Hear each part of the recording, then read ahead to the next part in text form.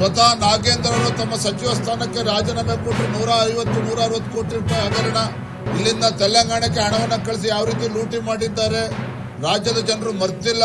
ಅದ್ರ ದುರ್ದೈವ ಅಂತ ಹೇಳಿದ್ರೆ ಇವರು ಲೂಟಿ ಮಾಡೋದಕ್ಕೆ ಅಧಿಕಾರಿಗಳು ಆತ್ಮಹತ್ಯೆ ಮಾಡಿಕೊಂಡ್ರು, ಅಧಿಕಾರಿಗಳು ಬಲಿಪಶು ಆದ್ರು.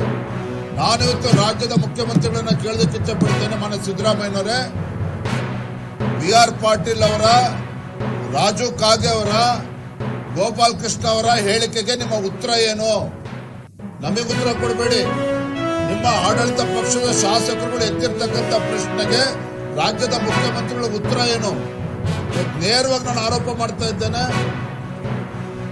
ಈ ಸರ್ಕಾರ, ರಾಜ್ಯ ಸರ್ಕಾರ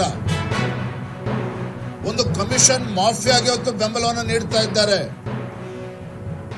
ರಾಜ್ಯದಲ್ಲಿ ಇವತ್ತು ಕಮಿಷನ್ ಮಾಫಿಯಾ ಮುಖ್ಯನ ಇವತ್ತು ರಾಜ್ಯದಲ್ಲಿ ಇವತ್ತು ಆಡಳಿತವನ್ನ ನಡೆಸ್ತಾ ಇದ್ದಾರೆ.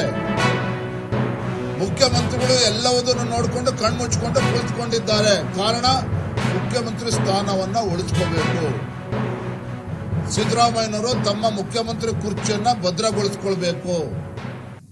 ಸಿದ್ದರಾಮಯ್ಯನವರು ದೇವರಾಜ ಅರಸರವರ ದಾಖಲೆಯನ್ನ ಮುರಿಬೇಕು.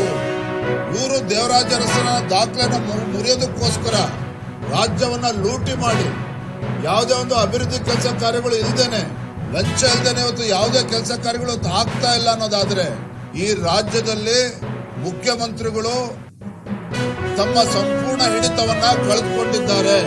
ರಾಜ್ಯದಲ್ಲಿ ಇವತ್ತು ಆಡಳಿತ ನಡೆಸ್ತಾ ಇರ್ತಕ್ಕಂಥದ್ದು ಒಂದು ಮಾಫಿಯಾ, ಇವತ್ತು ಕಮಿಷನ್ ಮಾಫಿಯಾ ಏಜೆಂಟ್ಗಳು ಇವತ್ತು ಸರ್ಕಾರವನ್ನು ನಡೆಸ್ತಾ ಇದ್ದಾರೆ. ಯಾವ ರೀತಿ ಇವತ್ತು ವಿವಿಧ ಇಲಾಖೆಗಳಲ್ಲಿ ಔಟ್ಸೋರ್ಸ್ ಮಾಡ್ತಾರೆ, ಜಾಬ್ಗಳಿಗೋಸ್ಕರ ಔಟ್ಸೋರ್ಸ್ ಮಾಡ್ತಾ ಇದ್ದಾರೆ. ಕಲೆಕ್ಷನ್ ಮಾಡೋದಕ್ಕೋಸ್ಕರ ಇವತ್ತು ರಾಜ್ಯದ ಮುಖ್ಯಮಂತ್ರಿಗಳೇ ಇವತ್ತು ಕಮಿಷನ್ ಏಜೆಂಟ್ಗಳಿಗೆ ಇವತ್ತು ರಾಜ್ಯದಲ್ಲಿ ಔಟ್ಸೋರ್ಸ್ ಮಾಡಿದ್ದಾರೆ ಲಂಚವನ್ನು ಕಲೆಕ್ಟ್ ಮಾಡೋದಕ್ಕೋಸ್ಕರ.